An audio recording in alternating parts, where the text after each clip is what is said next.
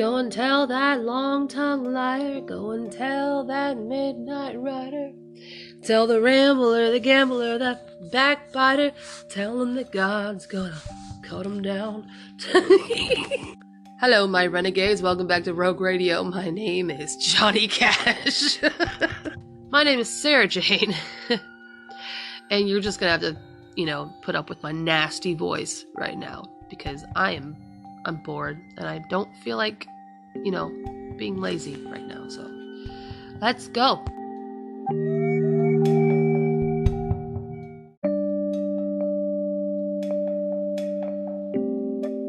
Just wait until I get my voice back. Yes. Be afraid. You can tell I've got my personality back. I'm getting better. Oh, oops, what'd I do? If you have any comments, questions, or concerns, feel free to reach me down in the description below. I have all the links to my Instagram, Facebook. Well, not Facebook, do I? My YouTube. I have a Facebook for Rogue Radio, but nobody goes there. I hardly go there, so I might exchange Facebook for Twitter or something else. I don't know. We'll find out. But anyway, yeah, you can find me on those platforms. Okay.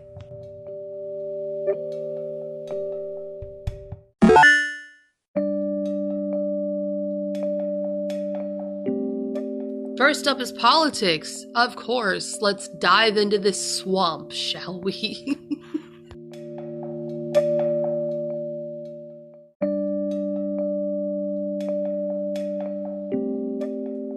Okay, so this is why society has trust issues with the LGBTQ. This is the prime example why. Alright. I caught wind of this from a friend of the family who shared this. And I was like, see, this is what's going on. And I hate it. So anyway. Adoptive gay couple charged with sodomizing their adopted sons also pimped them out to local men and sent out videos of them raping the boys. Full horror of mystery. Full horror of mysteriously wealthy couple's sordid lives revealed in jaw-dropping court documents. Alright. I'm so sorry. I sound so gross right now. Give me a second. Okay, let's read this real quick. So, Zachary worked for a local branch while William worked at a local government customer service center. But somehow the couple were raking in $7,500 a week. Alright, they also built their dream home in an area where similar properties sell for $900,000. Friends and relatives were at a loss of how they made so much money. In August, the pair admitted to a range of heinous sexual crimes, including rape and forcing their sons to perform oral sex on them. After a midnight raid on their home, during which one of the adults was hauled naked from the house. Damn right. Now, thanks to an investigation by Town Hall, it has emerged that not only did the sick pair abuse the boys, they also stand accused of offering them to other local men. Yeah, these two do look like local pimps. Like, that's awful. William Zale Zulick Jr. and Zachary Zulick were once the darlings of the LGBTQ scene in Georgia. Now they're facing life in prison for raping their adopted sons, offering them to local pedophiles too. That's evil. Hunter Clay Lawless, 27, and Louis Armundo were taken into custody on charges with the boys in August, but their names are only now being made public. It's unclear whether they ever met the boys or had any sexual interactions with them, but Lawless told police that he was invited to the home multiple times by Zachary Zolik after meeting him through a friend on Grindr. He was arrested for child porn, after child porn investigators traced a large cache to his Gmail address. Lawless told police Zolik contacted him through Snapchat, telling him he planned to fuck his son that night and warning him to expect videos of it.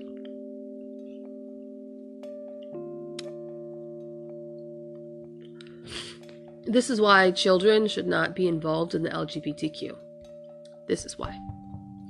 Cops found photos of and videos of Zachary Zolik raping the boy on Lawless's phone and computer, according to the arrest documents. In one message, Zachary allegedly said, "I'm going to fuck my son tonight, stand by." There's so many ads on here. I'm sorry, guys. Give me a second. Sanchez, the other local man, is also facing a string of unrelated child sex crimes. Lawless lives with his mother and was shockingly released on a $25,000 bond after his August arrest. Sanchez is in custody on a range of charges. He is obsessed with anime and gaming, according to the social media profiles, and stands accused of trying to coerce a 13-year-old relative into sex. A relative, I'm sorry. I will get better at reading later on in this episode, I swear. It remains unclear what led the police to the Zoliks, but a family member spoke to Town Hall about them at length. That relative said they had concerns about the company the pair kept, especially around the boys. Before their August arrest, the pair lived a comfortable life in Atlanta thanks to Zachary Banks' work. Or Zachary's bank work, I guess. I don't know. The pair remain in custody awaiting their next court date. But, okay. See, this is why I, along with a lot of other people in society, have trust issues with the LGBTQ. You want to make sure that kids are involved in the LGBTQ when they really shouldn't. They should just let them be focused on being kids, okay? This is why we want to protect our children from the LGBTQ. This is the main reason why. Okay? There are tons of celebrities out there that have said that, sexualizing children is okay. I guess one of, Demi Lovato's best friends, who's a drag queen, said, a 12-year-old can be sexy. Fuck you, you're a pedophile, you need to go to jail. Stop. Just stop. And you know what? I won't completely blame them. I mean, I will completely do it. Never mind. I will. But it's also society's fault for normalizing this shit. It's society's fault. We have so many people wanting to involve children in learning about kink, masturbation, being nice to people who love kids who are pedophiles, learning about gender equality and sexuality and all that shit. Kids don't fully understand that. And they shouldn't, because they're kids. Let them be kids. They should not have the responsibility to comprehend what you are going through mentally. I just don't give a shit. Kids need to be protected. Period.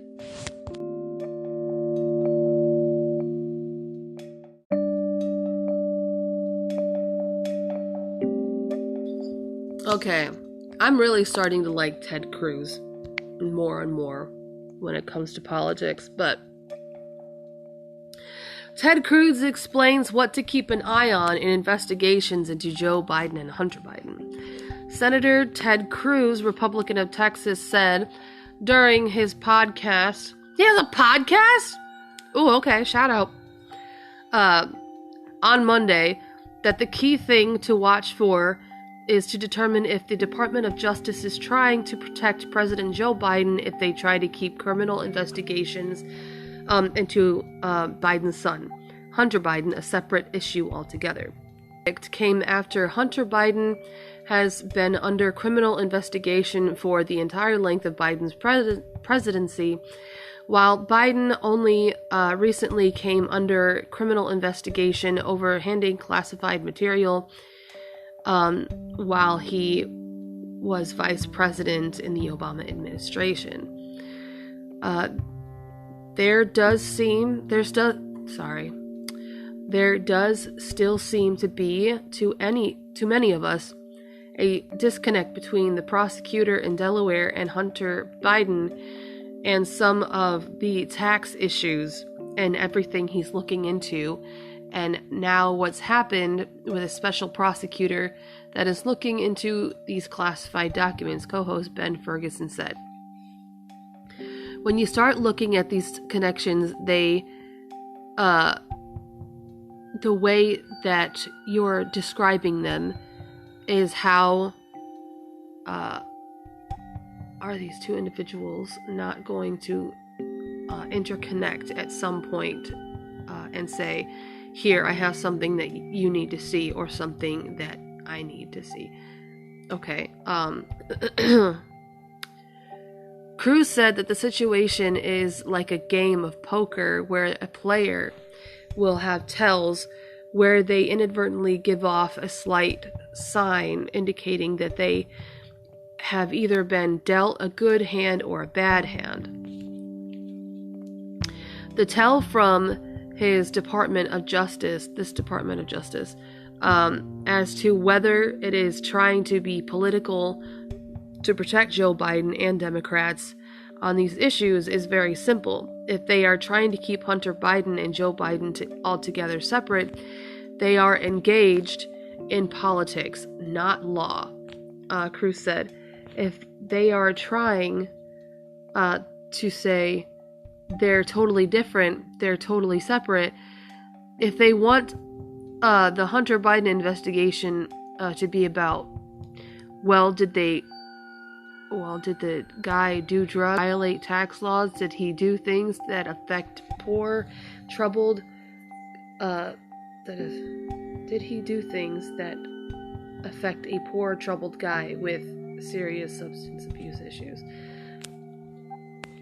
Anyone focusing on that is doing it for a reason, and that is to insulate the big guy, to insulate Joe Biden. Cruz continued. Look, my interest in Hunter Biden is not his personal demons.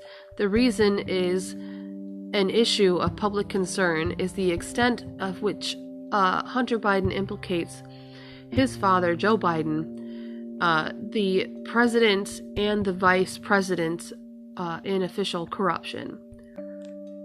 And so it is the connection between the two. When they're examining Hunter Biden, they need to be examining what was it that Hunter Biden sold to Burisma for $1 million a year. What was it that Hunter Biden sold to the Chinese? Oh, Burmese, yeah, okay. To these Chinese communists for millions of dollars a year. Okay, yeah. Children. He was trafficking children. You do realize that, right? It's a father-son business. Okay. Why do you think that Joe Biden has so much access to little children? We have seen countless times how Joe Biden has pedophilic behavior towards little children. Okay. Hunter Biden was caught having sex with underage kids. The footage is on his laptop, and now we can't track the laptop. They were trafficking kids. That's all I know. But anyway, Cruz noted that while the special counsel's mandate is to focus on the classified document scandal, it is also to be needed and to be asked who might be examining them illegally and whether Hunter Biden is selling access to the document.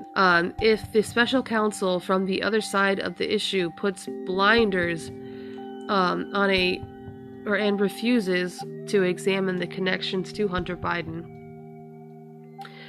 that would raise the very strong implication that the special counsel is trying to politically protect the White House, Cruz said.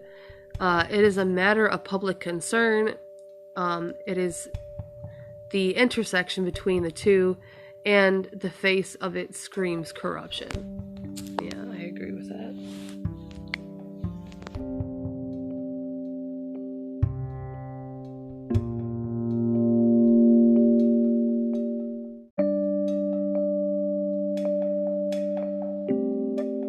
Okay, this isn't necessarily politics, but we all know that shootings and horrible events such as that do get politicized after it's been done and over with. So, before I get into this story, my thoughts and my prayers go out to the families that have been killed or maybe killed or maybe injured in this Lakeland, Florida shooting, and I will do everything I can to speak respectfully in this little segment, this little section that I'm going to be talking about it. So, targeted mass shooting rocks Lakeland, Florida suspects at large, and this happened yesterday. A mass shooting rocked Lakeland, Florida on Monday afternoon, leaving at least 10 people injured, 2 of them critically so. According to a report from CNN, there may have been as many as 4 shooters in a dark blue 4-door Nissan that pulled up to the scene prior to the shooting and drove away immediately after it was over. The vehicle slowed, did not stop, and the 4 windows went down. It appeared to be occupied by 4 shooters in the vehicle, Lakeland Police Department Chief Sam Taylor explained. They started firing from all 4 windows of the vehicle and shooting males on both sides. Taylor said that the police believe the shooting was targeted and noted that the blue Nissan had temporary bags and was the subject of an ongoing active search. We will be out most of the night trying to figure out who these individuals are in the vehicle, Taylor said. Authorities found an undisclosed amount of marijuana at the scene, and Taylor said police have theorized that there may have been sales going on at the time of the shooting. Whether that is significant or related is unknown. So they don't really know if the sales on the weed that they found was related to the shooting. According to Monday afternoon press conference, 4 officers were on the scene just 1 minute after the calls came in reporting the shooting, and they were able to locate 3 victims and have them transported to local hospitals. The remaining victims were transported to the hospital and in personal vehicles after reportedly suffering non-life-threatening injuries. Okay, well, at least I'm glad none of them have been pronounced dead. I'm very glad for that. They did say that it was non-life threatening, but it does say up here that they were in critical condition. But surveillance video from a nearby location caught audio of the shots as they rang out on Monday afternoon. And there are 2 or 3 videos that I want to play for you guys too. So, gun control advocates quickly attempted to tie the shooting, which police believe was related to the drug dealing that was allegedly happening at the scene, to efforts by Republicans in the Florida legislature allow residents to carry concealed weapons without a permit. Okay, see, now that's a problem. I don't hate guns. I believe that everyone should have a gun. I do believe that the right person should have a gun, and that anybody who is currently mentally ill, dealing with a very if they cannot judge a certain situation because of their mental illness, they should not have a gun. There should be extensive processes into owning a gun, especially practicing with the gun. You need to go to the shooting range, know how to use it, because if you don't, then you're just negligent and you're a dumbass handling a gun. There's a reason why we need permits, is because a permit shows that you know how to use a gun, you're allowed to have a gun, and you're allowed to conceal. In Ohio, you can't have a mental illness and have a gun at the same time. It just doesn't mix. In Ohio, you have 2 separate licenses. You have a license to own a gun and a license to carry, and then a license to conceal. So a license to carry and a license to conceal are 2 different licenses that you have to get. So when you end up going through the extensive process of owning a gun, your mental health has to be checked out. You have to practice with the gun in order to know what you're doing. And if you want license to conceal, which a lot of people do here, they have the license to conceal their gun, they're able to get that permit. But yeah, everybody should have a license, a permit to own a gun, carry a gun, and conceal a gun. There should never be any exceptions, and people should not be lazy with this law. I understand what the Democrats want is to take all the guns away because nobody's responsible, but that's not entirely true. I just think that the right people should have guns. And, yeah. That's all I really gotta say. But Congresswoman Debbie Wasserman Schultz, Democrat of Florida, said, "My heart aches for the victims' families and whole community. America, Florida endures too many mass shootings, but don't miss the sick reality. As Lakeland copes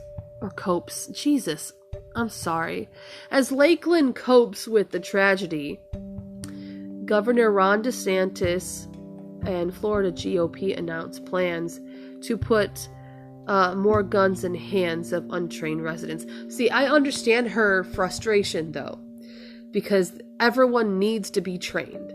Everyone needs to have a permit in order to own a gun. Nobody should be like willy-nilly just getting a gun and shooting people. I understand her frustration. So yeah, I understand that. But anyway, gun violence is the leading cause of death for children in America. In Lakeland, children had just exited their school bus nearby before the shooting. Turning Florida into the Wild Wild West will lead to more death and tragedy. Tell state lawmakers we want safer communities, Congresswoman Kathy Castor, Democratic of Florida, added. Congressman Richie Torres, Democrat of New York, weighed in as well, saying, just now, a mass shooting in Lakeland, Florida, has left 10 people injured. Yet Ron DeSantis wants people to freely carry firearms without a permit, which will cause even more guns to fall into the hands of even more mass shooters. House Bill 543 was introduced in the Florida House on Monday and would allow owners to carry concealed firearms without applying for a specific concealed carry-on permit. The background checks and the requirements are all the same. It'll be the same honest people, and the other states that have done this had no problems. So that's why we're all excited about seeing this happen. A.W. Peterson, gun shop owner, Carrie Baker said. Okay. Yeah, no, everybody should have a permit. Everyone should have a permit. Everyone should have a background check. Everyone should be trained. And I'm kind of surprised that Ron DeSantis would be doing this. Like, you know, it's irresponsible. But here we're going to listen to the police report, or the press conference. About 3:43 this afternoon, the Lakeland Police Department started to receive multiple phone calls of a shooting that had just occurred in the 900 block of North Iowa, at Iowa and Plum. Within 1 minute, we had 4 officers on the scene. They located 3 victims who were shot on the scene, and several victims, the officers were told, had been transported via personal vehicle and were no longer on the scene to Lakeland Regional Health. 3 of the victims were transported, as I said, by emergency medical services. They were all adult males, described as between the ages of 20 and 35. We have 2 that, as of the last report, are in critical condition. One is in surgery, and the other is either in surgery or headed to surgery. One was shot in the abdomen, and the other one was shot in the face or the jaw area. The other 8 victims have non-life-threatening injuries. So we initially notified you guys. We thought we had 9 victims. Now we had another one. As we were at the hospital, another gentleman walked up and presented himself, and he's got a ricochet wound. So now we're up to 10 victims. This is what I can tell you that we've learned so far. Apparently there was a dark-colored Nissan 4-door pulled up, didn't slow down. I just looked at some ring cell phone video 30 seconds before I came down here. There was a 4-door Nissan, and I'm going to show you a photograph of that we took off the site. I know it's blurry. We will certainly try to get you additional photographs as we can, and better photographs and something that's not as blurry. But it is a 4-door dark blue Nissan with dark tinted windows and a temporary tag. The vehicle slowed, it did not stop, and the 4 windows went down. It appears it was occupied by 4 shooters in the vehicle, and they started firing from all 4 windows of the vehicle and shooting males on both sides of the street. Obviously, after the shooting, the vehicle left at a high rate of speed northbound on Iowa Avenue, made an eastbound turn on Memorial Boulevard, and we are actively searching for that vehicle now. We have reason to believe that this was a targeted event, that it was not a random act. We did locate a quantity of marijuana at the scene, which would indicate that obviously there were some narcotic sales or sales of marijuana going on at the time. And whether that is significant or related to this, it's unknown right now. The detectives are still trying to get through that process.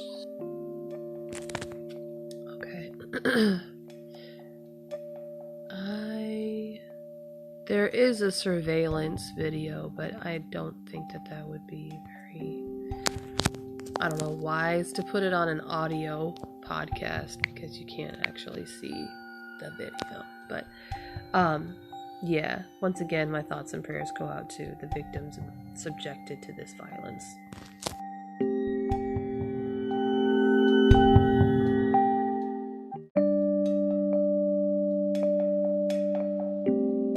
Alright, y'all know what this is. It's just random stuff that Sarah Jane finds interesting, so let's just do that, because I find this kind of like a break from the reality of politics and stuff like that, so this is why I put this here in like the very middle of it, of this episode. Okay.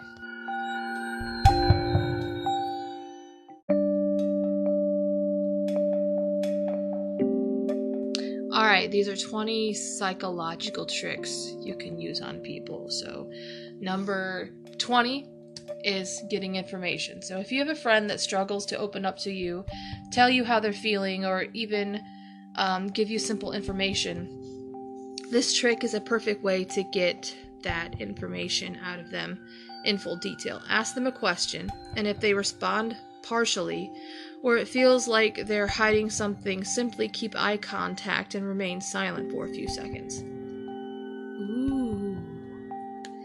The silence combined with eye contact will make them uncomfortable. They'll do anything to break this tension, even if that means giving you the information they were holding back. You know, my therapist used to do that to me. I'm not even joking.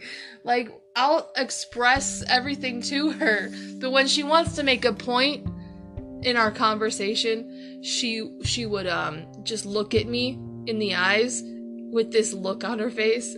I kept on telling her, like, because she's not my therapist anymore. I hope she's doing well though.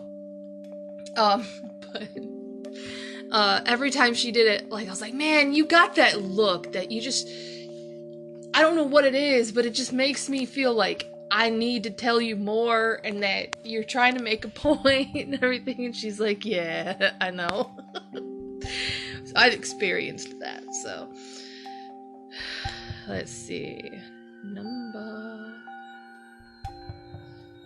So remain silent for a few seconds and they will most likely continue to talk. Oh, okay. That's cool. Number 19 is the snack man. Okay. If you are in a group of people or even just with one other person and you feel like conflict is about to break out, try this. Eat. I am that person though in a conversation. Like if we're all sitting down at a restaurant, my focus when my food gets there is that I'm gonna eat. Okay? I can't eat and talk at the same time. That's just me. I have to eat. If I order something and I'm really hungry, I have to eat it, man. Just don't talk to me. I will eat. But people who are eating usually feel comfortable within their environment. Eating is a calming activity and will likely help soothe out conflict. Man, I had a vitamin water. Where'd it go? If someone is angry with you and you start to eat, this will help keep conflict at bay. This fact was originally discovered after two people were fighting and one guy stepped in between them whilst eating a slice of pizza. He was coined the snack man. That was cool. The stalker detector. So here's number 18. So this is something that I need to know. Do you ever get the feeling like someone's eyes are on you and they're intently watching you? Maybe you can feel somebody's stare on the back of your head. Yes. If you want to find out whether or not they were watching you, try the simple psychology trick. Yawn. I always hear this. Like, the key to yawning is like, when you yawn, other people will yawn. That means they're empathetic people. And that's how you know you can spot a psycho in the room, is that if you yawn in a room with a group of people and they don't yawn back, or one person doesn't yawn back, they're the psychopath, or they don't have empathy. And I was like, yo, It also means like that person is very close to you, or they really like you, or they find your presence calming and stuff like that. There's a lot to it, and it's so weird. It's the smallest thing is like yawning. Like that's something that people react to, and they yawn and get like it's cool, okay? Make sure that they can see you when you yawn. After you yawn, turn and look at them. If they're now yawning, you know that they were watching you. This is because yawning is contagious. And I yawn a lot. I don't think I've ever really seen, except for like maybe my coworkers, that I yawn in front of. You know, they do that if they see me yawn. Try it. Watch a video of someone yawning and see if you do the same. In fact, even while writing this section of the article, I find myself yawning uncontrollably. I actually had to pause the recording so I could yawn. Wow. This is a great trick for anybody who wants if someone is showing interest in them, like a crush or so on. Yeah. Number 17 is destroying earworms. What is that? Ever had a song stuck inside your... Yes! Ever had a song stuck inside your head? I know you have. The melody just keeps replaying over and over inside your mind, and you can't quite seem to remember which song it is. And while you can't remember it, you keep trying to remember, which leads to you wasting a huge amount of time trying to remember the name of something incredibly pointless. Yes, I've had that happen before, because there was a tune from one of the new Need to Breathe songs, and it went da da da da da da da da da da, and it was so beautiful to me, but I was like, for some reason, I listen to Need to Breathe every single day, but for some reason, that tune escaped me. Like, okay, I know this is from a song that I recently listened to, and I found out that it's that one song, I don't need silver lining, I don't need so much more, I just need room to be wrong sometimes, that's all I'm hoping for.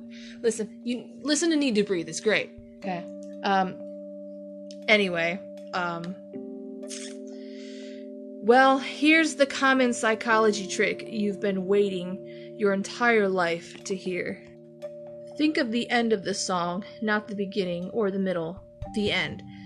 Your mind will continue to think of things that are unfinished or incomplete according to the Ziegler effect. Therefore, if you think of the end of the melody, the song will complete and your mind will reset. Ah, interesting. What if you can't remember the end of the song? No. This will release the song from your mind so that you can get back to focusing on something productive. Okay. Number 16. Always agreeable. Want people to agree with what you're saying? Oh, I would love that, but I feel like I would feel dirty if I manipulated them into doing that. All you have to do is start nodding whilst you're saying the thing you want the person to agree with. The nodding action makes the person start to believe that what you're saying is actually true. And therefore, they will most likely begin to nod as well and agree with you. That's crazy. It is true though, like it is a body language thing. So like if someone lies and they start nodding their head when they know it's what they're saying isn't true. Hang on. When someone is lying, okay, like let's say if they had a yes or no question and they said no, but they lied. Their head will nod yes. The body language, that's the body telling the person subconsciously, like, no, you're lying. Because usually someone who is telling the truth will shake their head no while they're saying no, or nod their head yes when they're saying yes, because they know that they are sure. A lot of the time when someone lies, their body gives out some sort of tell, so I kind of understand that. So, like, if you end up, like, mastering the art of lying and matching your head movements to it, I'm afraid of you, dude. This can work in certain situations where you might need to make a good impression on someone, but don't get greedy. This won't work for everyone. Yeah. Conversation conditioning is number 15. I'm not sure how much use this trick is compared to... I'm sorry, I just hear my husband... Okay. That is annoying. I know what he's doing. He's watching somebody do one of those wood burning videos. Like, you know how they do that? It makes this really weird high-pitched metallic noise. Oof. Anyway, I'm not sure how much of this is useful. So, okay. When you're having a one-on-one conversation with somebody, pick a word that they say a few times. Then, as they say the word, give them a positive affirmation, a smile, a nod, whatever it may be. Okay, so that's interesting, because yeah, we all have like our favorite word in a conversation. Mine is honestly, or because, or, you know, something like that. As long as they recognize your action as a positive one, they'll begin to use the word all the time. The effectiveness of this trick will usually depend on how much of an interest the person has in you. True, very true.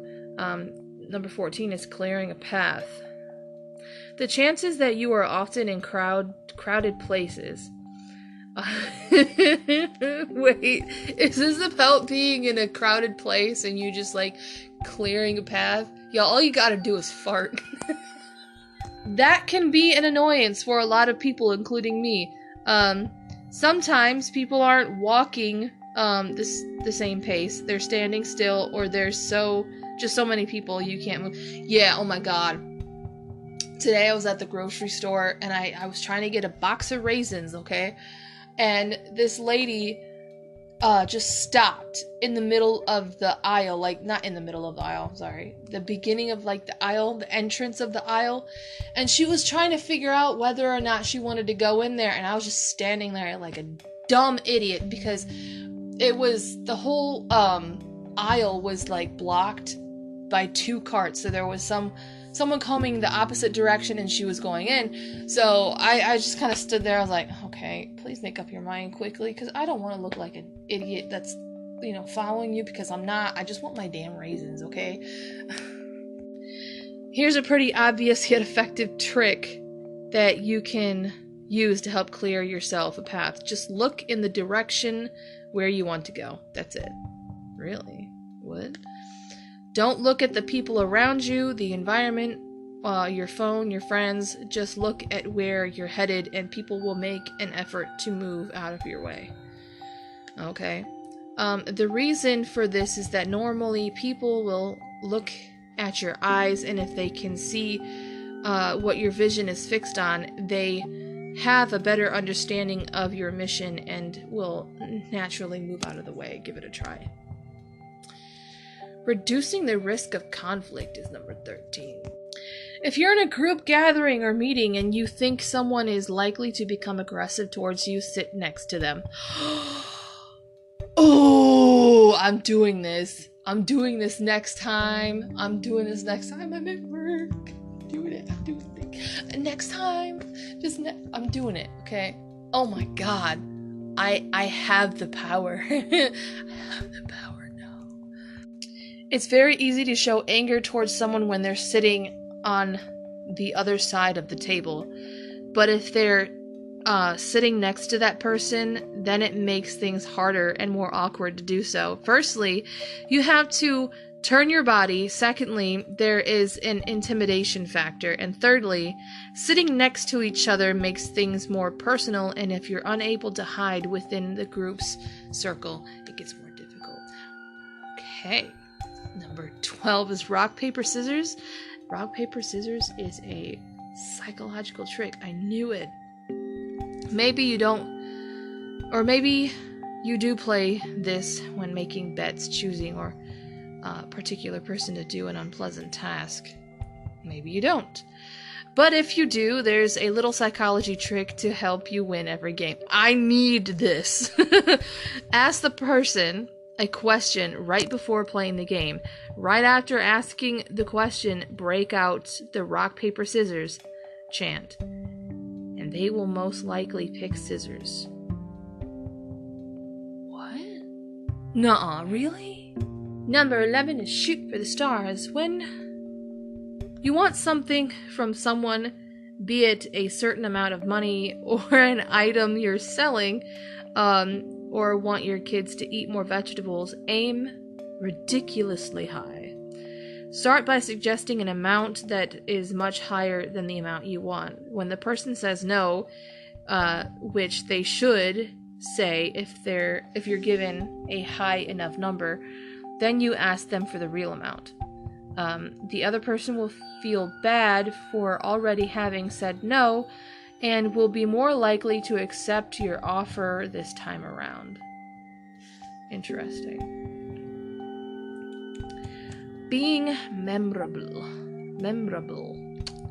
Alright.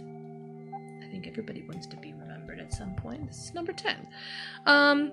This little psychology trick can be incredibly useful for if you're trying to stand out and give people a clear memory of yourself or the time you spent with them.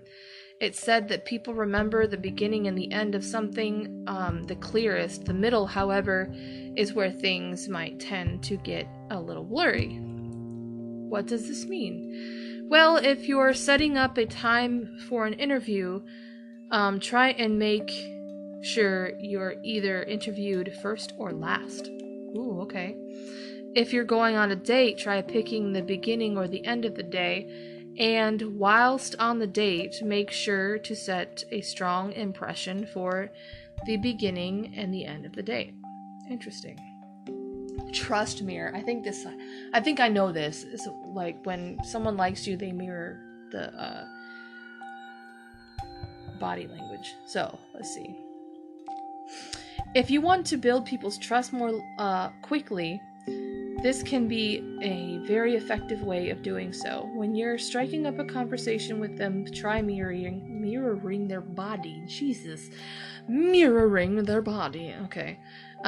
Don't do this in an incredibly obvious way, otherwise it probably will put them off more than anything else. However, subtly mirroring people's body language subconsciously makes them think you're in sync, which works very well for building trust. Learning whilst teaching is number 7. Is that it? Number 7? We're on number 8. Or number 8.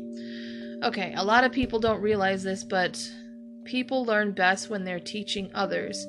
This means that if you take your learning process one step further and teach someone else after you've studied and practiced the information, you will also significantly benefit.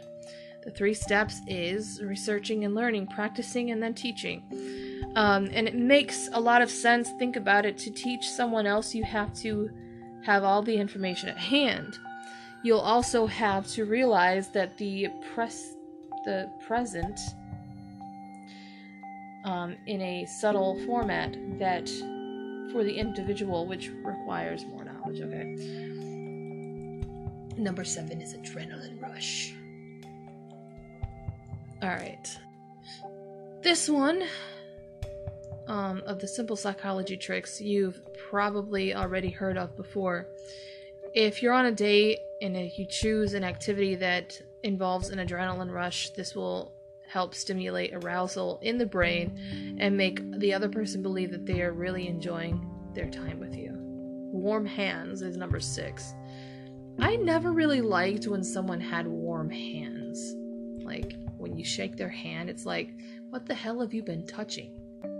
It just feels gross to me. I don't know. When you shake someone's hand for the first time, try and make sure you have warm hands. Warm hands means exactly that. A warm approach and introduction. Well, most of the time my hands are very cold, so oops.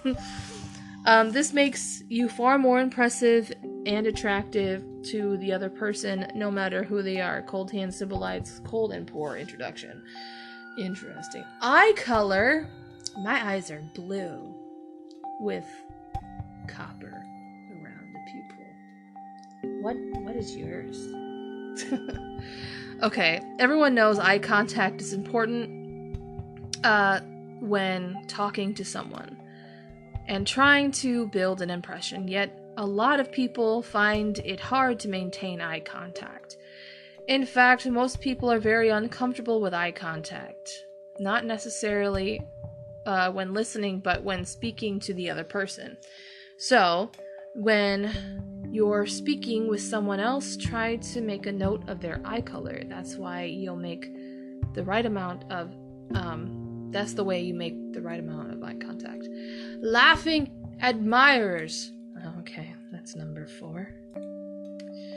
Let's see. When a group of people starts laughing with each other, each individual will glance at the person they feel closest to.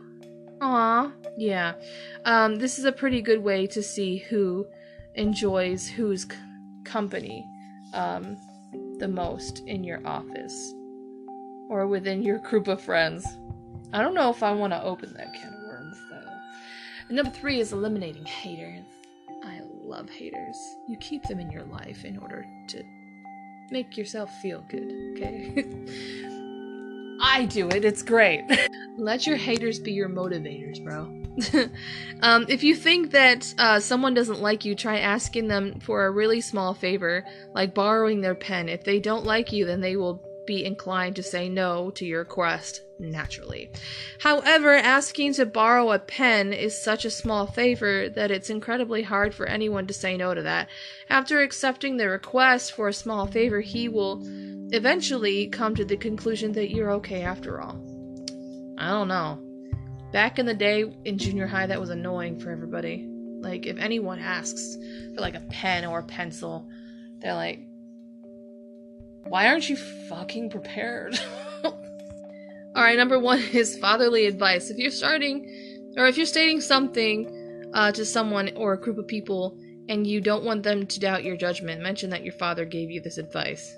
What? People are much more likely to believe the father figure's advice at first glance. But what? I'm not going there. I'm not going there. Bye-bye.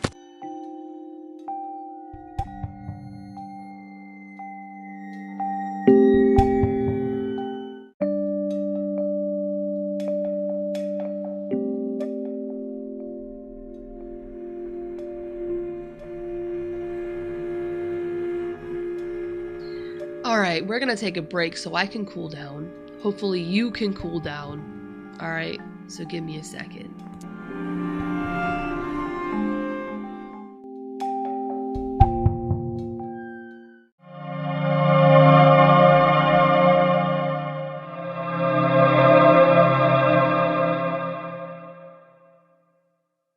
Hello, my renegades. If you haven't heard about Anchor by Spotify, it's the easiest way to make a podcast with everything you need all in one place. Let me explain.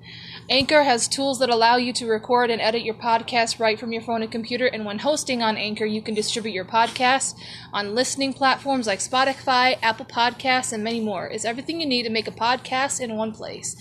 And best of all, Anchor is totally free.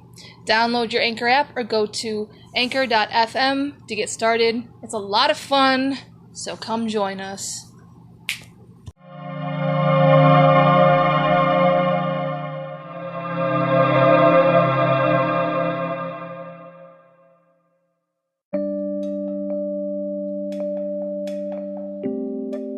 So, me and my husband, we have been watching Cobra Kai, and we've been waiting for season 6 to come out, because season 5 left us so speechless. If you guys are Karate Kid fans, like we are, they have, what's his name? Ralph Macchio in it. They have so many different, like, characters. I don't know all the names of them. I'm really sorry. I really am, like, a big fan. They have one of my favorite characters in there. His name is Chosen. And I swear to God, I thought it would be the end of him at the end of season 5, because the stuff that he went through there, oh my God, like he is my grandpa. I swear to God. Like, I love that guy. I love Chosen in here. But it has been such a wild ride watching all 5 seasons that I kind of want to go back and watch them all, because it was such an adventure. It was so awesome. You're very invested with every individual character. It is insane how good this show is. But Cobra Kai star Ralph Macchio just broke his silence about devastating season 6 news. Hearst magazines and Yahoo may earn commission or revenue on some items through the links below. Oh well, thanks for that disclaimer. I really didn't need to tell my listeners that, but oh well. Okay, Cobra Kai fans. The final season is quickly upon us, and the man behind Daniel LaRusso has some words for you.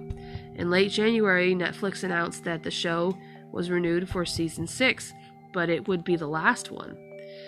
The shocking news broke all over the internet. Ralph Macchio took to Instagram to share his own words about the series ending. Apart from the official announcement video featuring a montage of iconic clips of the entire Karate Kid franchise, he also wrote a short and sweet message.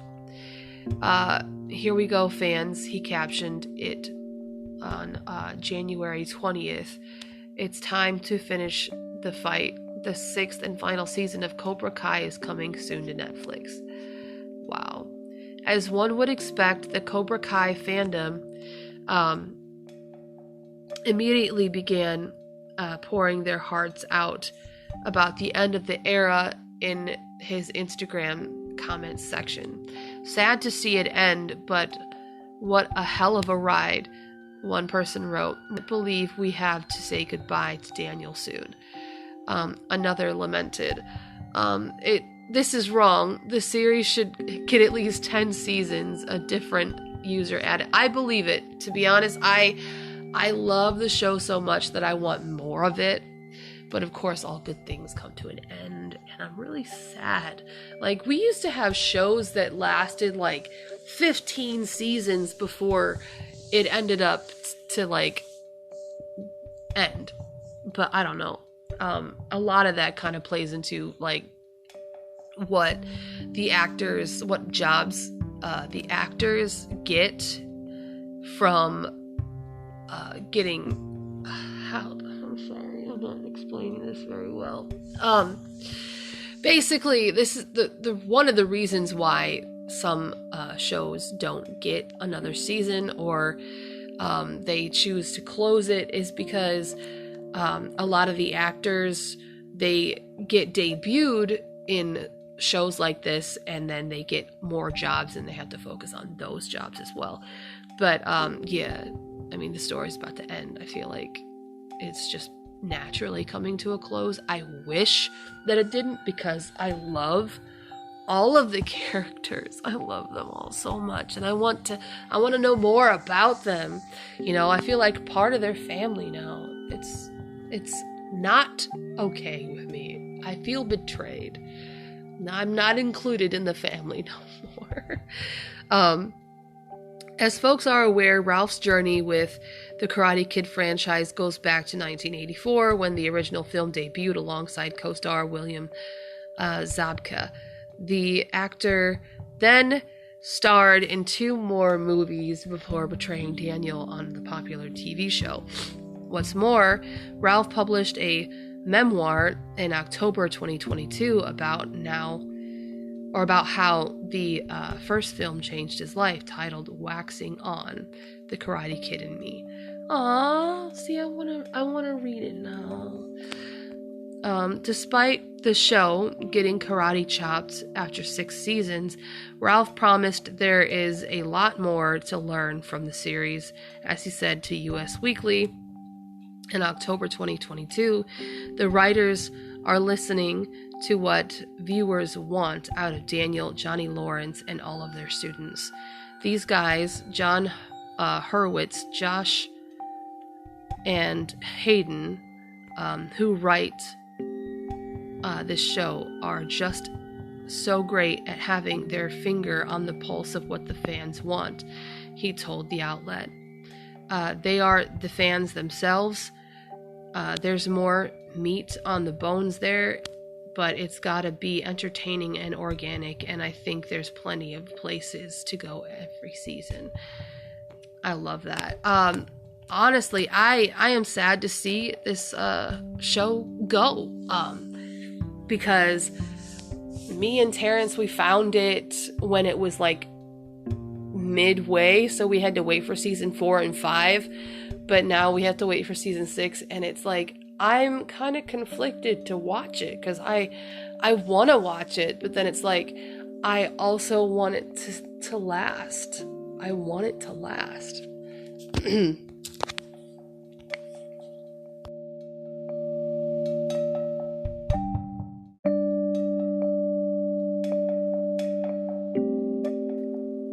So, we haven't done world news in a while, but I kind of want to do something different. I'm only going to do probably maybe 2 countries. I don't know, we'll see. But I want to explore the lifestyle of different countries. We've talked about Scandinavia and the art of hygge and all of that stuff, but I really want to explore more of the world and, what they do. So that's what we're gonna do.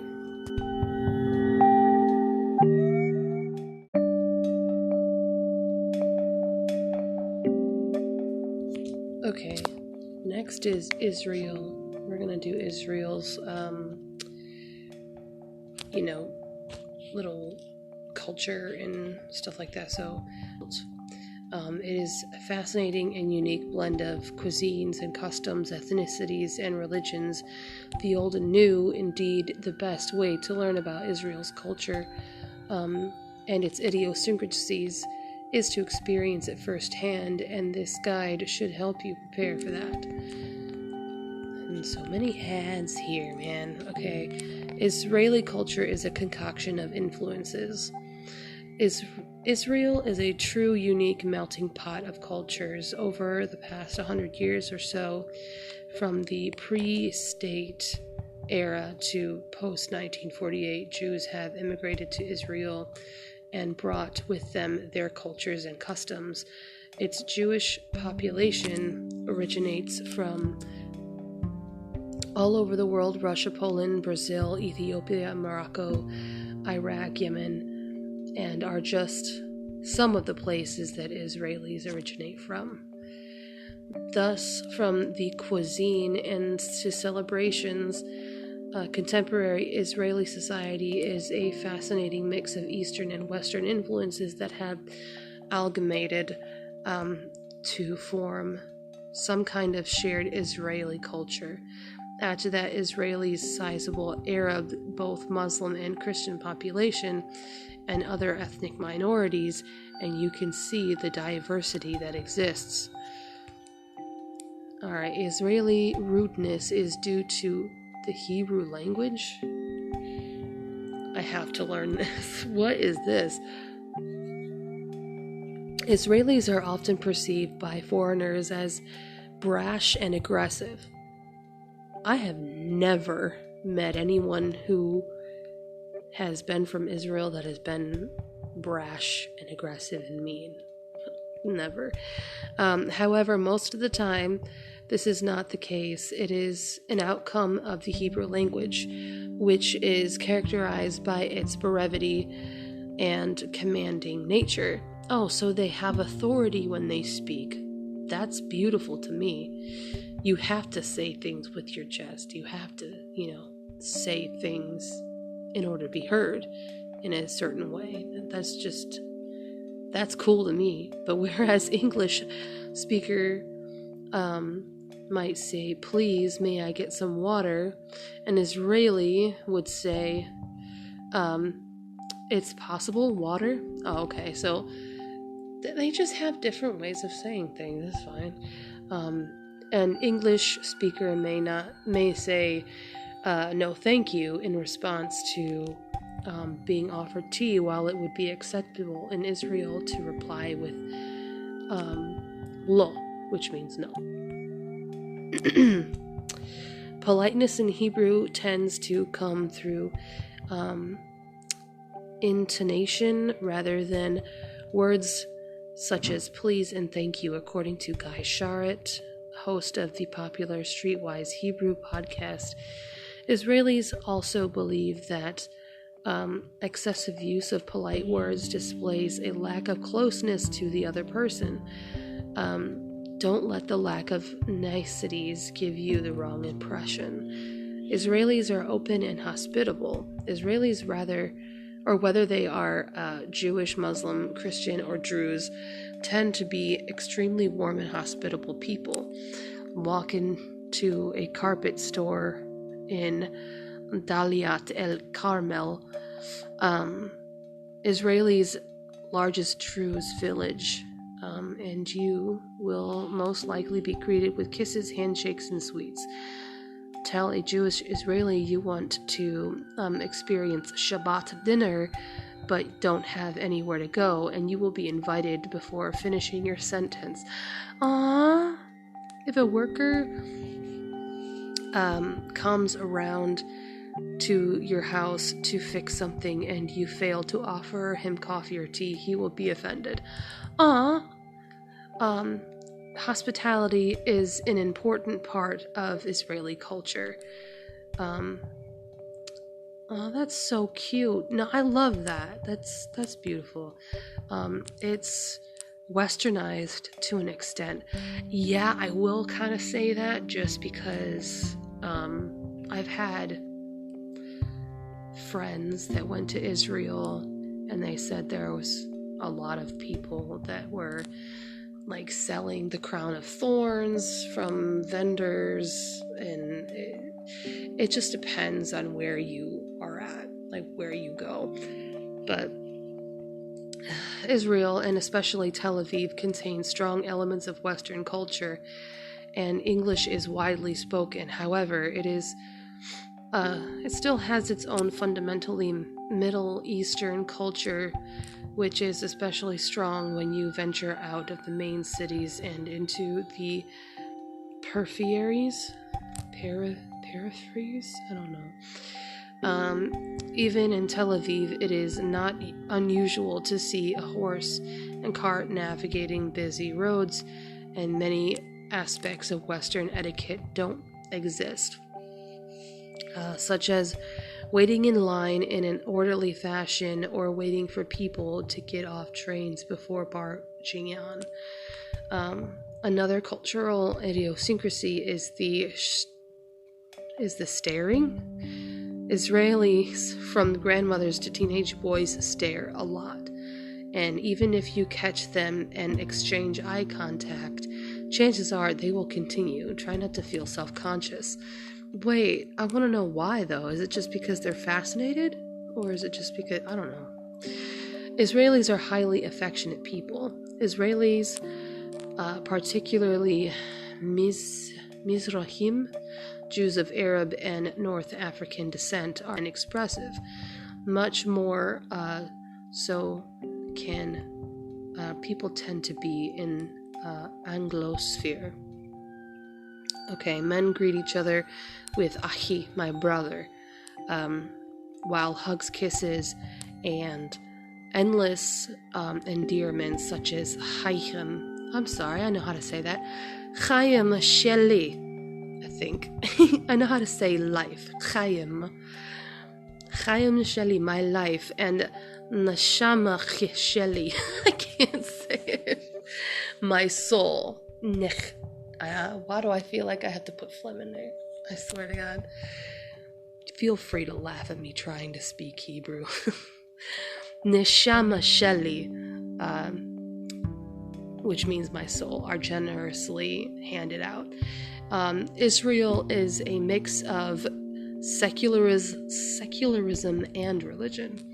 Contemporary Israeli society is a fascinating mix of religion and secularism, and sometimes the two clash heads. Orthodox Judaism holds an institutionalized influence over various aspects of Israeli life, a result of an early compromise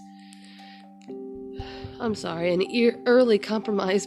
the socialist founding Prime Minister David Ben-Gurion.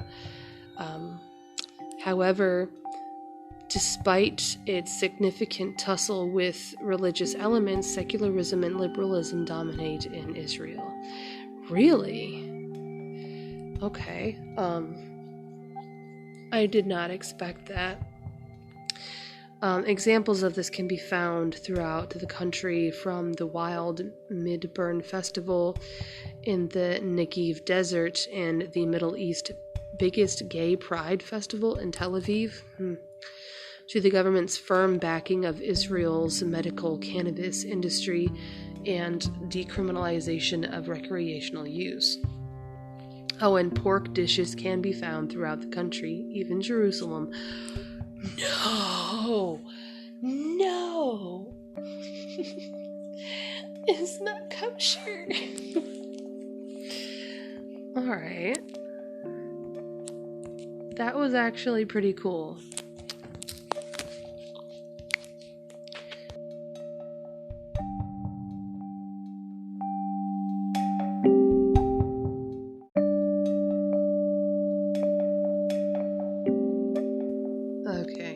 This one's France, and no matter how crazy this one is, we're just going to read it.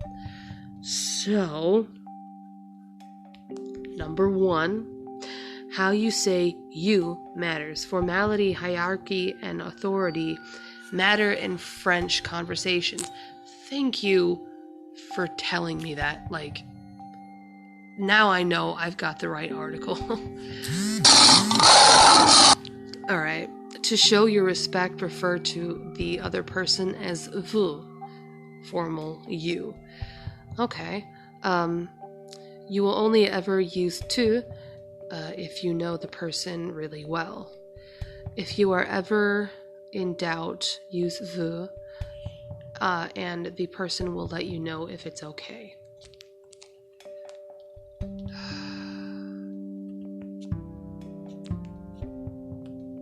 So these are language tips.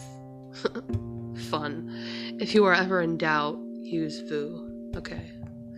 So, number 2. Everyone says hello and goodbye.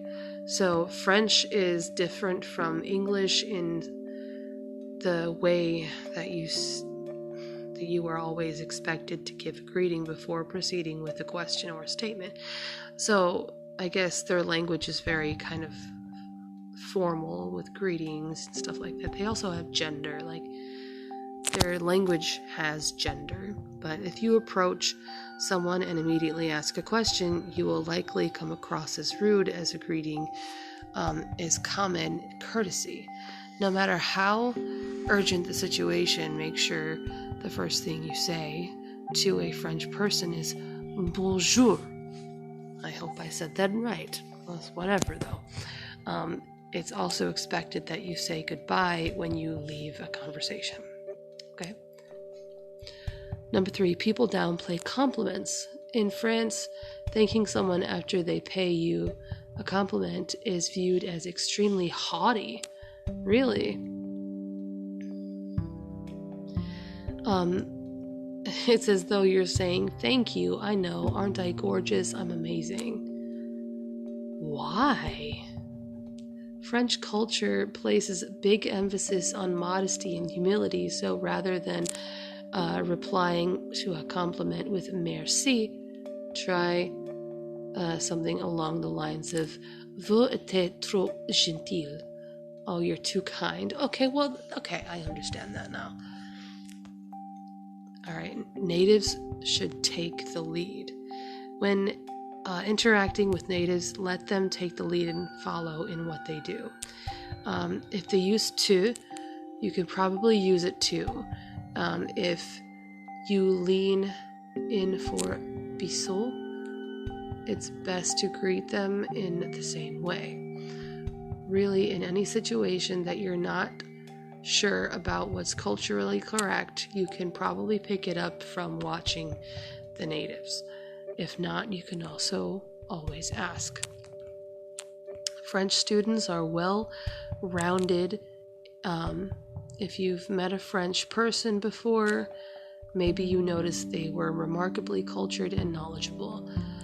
This is because the French education system places a heavy emphasis on teaching their students a wide range of topics, including liberal arts. From a young age, students learn the basics like reading, writing, arithmetic, but also theater, music, art, appreciation, and philosophy. Wow, that's amazing. Philosophy class flavors French life.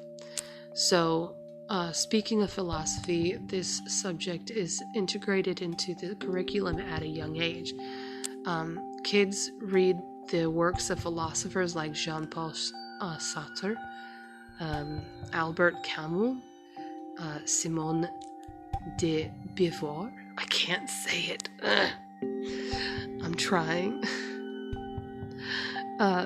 With such an emphasis on philosophy, it is no wonder that the culture tends to be very introspective. While sometimes this means French can seem a bit existentialist, we also see that this reflected in the way that they value living simply. That's cool though. Like, their education system is probably the shit. Like, it's great.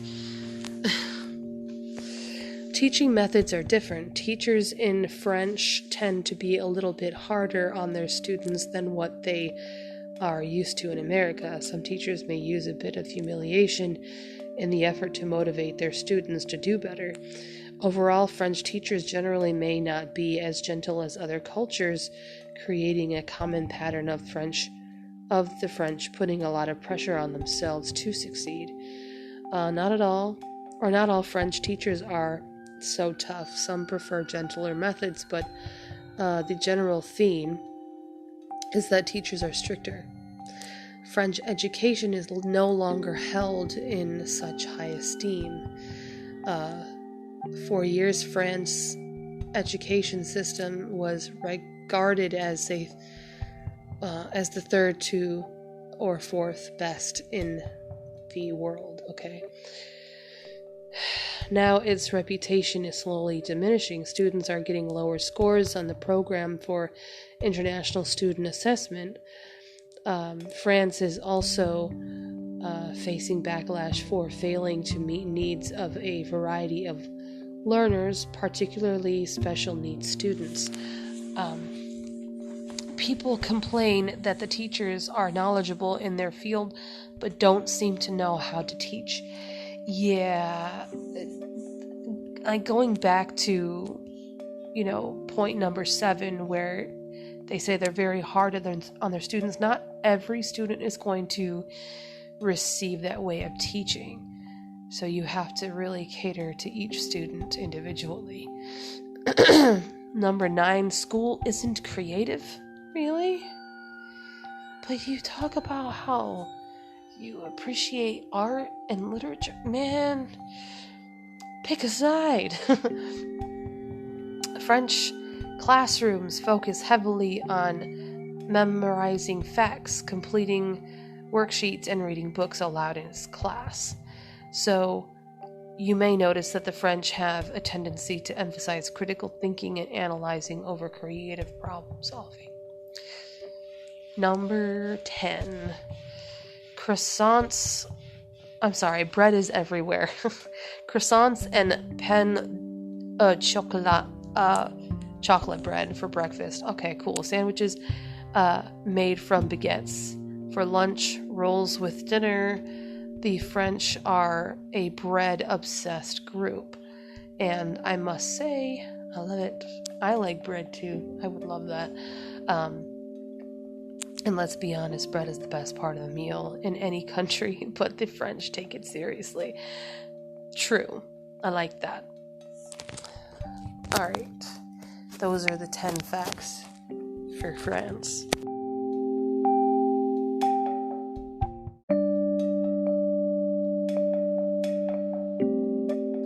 Okay, these are 10 facts about Norway. Alright. Now, if I can find the actual... Yes. Is this the article? Okay. Although our cultural heritage has been intertwined with new traditions and customs here and there, the United States, the influence of Norway remains strong.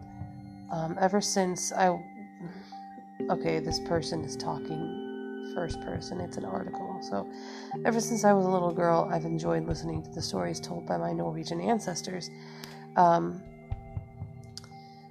Their tales of emigrating to the mid-1800s captivated me.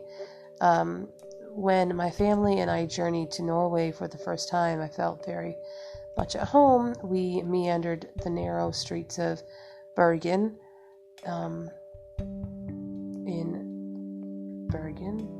visited the Munch Museum in Oslo, and walked along the pathways of my ancestors' farmstead and Grotnes. Number 1. What the heck is that word? Allemannsretten in Norway. Okay, the common law in Norway allows anyone to camp anywhere at any time. That's cool. For up to 3 days. You may even camp in private property as long as you're not in the vicinity of buildings and agricultural fields. Norwegians particularly take advantage of that rule. During Norway's sun-drenched summer season, people jog on the trails, swim in the lakes and ponds, and camp in acre after acre of forest. Okay. Yeah, they do a thing called forest bathing? Is that what they say? But okay, regardless of whether the land is publicly or privately owned, the only restrictions are on hunting, fishing, fire building, and motorized vehicles. And of course, you are expected to clean up after yourself. Otherwise, there's nothing preventing you from spending a night anywhere in the woods or going on a spontaneous trek through the deepest nature you can find. Number 2, Den Norsk Turistforening. I don't know how you say that, but that's my best impression of the Norwegian language. I'm sorry. Okay, you could also stay in one of the many cabins belonging to Den Norsk, the Norwegian Trekking Association. Okay, that's cool.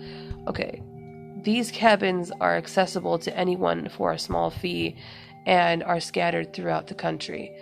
The Norwegian Trekking Association is a simple, active, versatile, and environmentally friendly outdoor with activities. Okay. It also works to preserve natural and cultural assets. Many families also own their own summer house, I want to say. Essentially a simple summer residence. I was right. Okay. You will often see them near the sea, but they can also be in attractive areas of the countryside. Most of the timber construction and thus suitable for year-round use. We spend a day with our family at their site. Okay. Number 3, hygge. Everybody should love hygge. It is a great lifestyle. I don't know why I have a fucking accent. Excuse me for being stupid. Undoubtedly, you have heard of the Scandinavian concept of hygge. While it has no real English translation, it is essentially describes the feeling you get when you're truly comfortable. It is very nostalgic, candlelight, anti-technology, and comforting traditions. And they're all hygge. I love that. I have a book on hygge. It's great. Okay. Number 4. Lefse and... Yeah, I'm trying to read. Lefse and lutefisk. Alright. Lefse is one of our favorite treats during the holidays. You make it with the simplest of ingredients: russet potatoes, flour, butter, and water. It is a grilled flatbread that closely resembles a tortilla in appearance with more delicate texture. I'm gonna have to try to cook that. That sounds amazing. We delight in spending an afternoon or two each year rolling out the lefse dough and make sure we enjoy a few warm samples throughout the day, ultimately covering every surface of the kitchen in flour. Hey, do you? That sounds so cool. Another holiday specialty is lutefisk. While dried cod treated with lye must surely be the strangest culinary effort credited to the Norwegians. To be honest, I love fish and I will eat any kind of fish in any type of way. I don't care. I love fish. So I am willing to try it if someone is willing to make it for me. It is truly a treat when prepared properly. Not everyone is a fan of lutefisk, but those who are defend it vehemently. Others go to the opposite extreme and claim it's a national disgrace. Okay. The Russ celebration. I'm saying it the English way just because I don't want to make a fool of myself trying to pronounce the word. It's a tradition celebration for Norwegian high school students in their final spring semester. Students that take part in the celebrations are known as Russ. The Russfeiring. Oh, that wasn't too hard to pronounce. Traditionally starts around 20th of April and ends in the 17th of May, the Norwegian Constitution Day, or Sidet Mai. Okay. Russ are easily identified by the distinctive colored overalls. They wear overalls? Those are usually red, but are sometimes black, blue, white, or green, depending on the graduate's area of study. Oh, that's cool. When we visited in 2011, a cousin gave me her Russ card, which reminded me of the wallet-sized senior photos we shared with friends. Okay, cool. While celebrations and parties can get a little out of hand, I think it's a fun tradition. That sounds interesting. Sandvika music scene. Sandvika is located about 15 minutes from the capital city of Oslo and is known for its excellent music scene. Popular Norwegian musicians include Levi brothers from Bergen, Norway. What did the fox say? Oh my god, yeah, that's right, they were Norwegian. Norway's classical music scene is also notable. You can visit Everard Craig's house in Bergen and sit on a lunchtime concert between visits to the Concert Hall Museum and Composer's Cabin. Cool. Sinette Mai? Okay. Norwegian Constitution Day, okay, is the national day of Norway and an official annual holiday. It is observed on the 17th of May and celebrated across the country. Norwegians refer to the day simply as Sinette Mai, signed at Edsvoll in May 17th, 1814. The Constitution declared Norway to be an independent kingdom. The signing was an attempt to avoid ceding to Sweden and Denmark Norway's devastating defeat in the Napoleonic Wars. The celebrations consist of children's parades featuring an abundance of flags and national costumes. That's cool. I like that. Number 8. I always have to think about the word before I pronounce it. Vigeland Parken. It's one of the country's most visited, most popular spots. It welcomes over 1 million visitors every year. The unique sculpture park is the life work of the sculptor, Gustav Vigeland, with more than 200 bronze, granite, and cast iron sculptures. The sculptures, as well as various bridges, fountains, and well-known picnic area, is popular in the summer for sunbathing, games, and relaxation. The sculpture park is really cool. That sounds cool. Okay, number 9, the scream. Oh, wait, hang on. Oh, wait, no, never mind. I was thinking about Sweden. Sweden, people actually scream out their windows. They do. It's like, I don't know, it's a thing, but we're not talking about Sweden. This is what I thought that they were talking about. But perhaps Norway's most acclaimed artist, Edvard Munch, painted not just one screen painting, but a quartet in pastel on cardboard in 1893 in mixed media, oil, pastel, and tempera. Okay, pastel and cardboard. Okay, let's see. The later version was stolen in 1994 and recovered in 3 months, and again in 2004.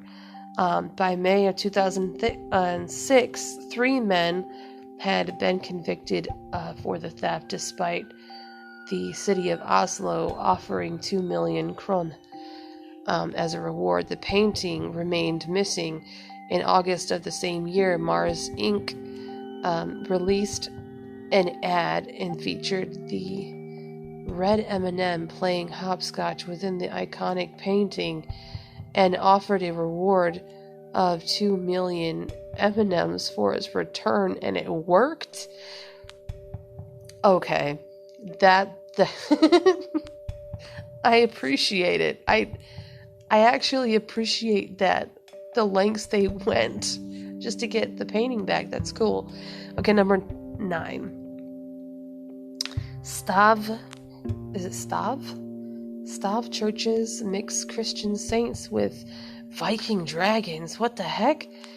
Some of the most stunning churches in the world are also some of the simplest.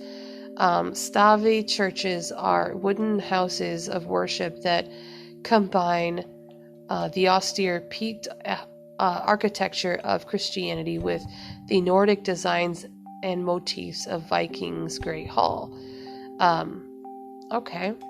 You will find Stav churches throughout Norway, using the same woodworking prowess that made them such adept shipbuilders. Vikings built traditional Stav churches using nothing more than expertly crafted joints and joins, no nails or glue. The only stones used were the base of the structures. Alright, that's cool. Thank you so much for listening. I will see you in the trenches next time. And yeah, see you.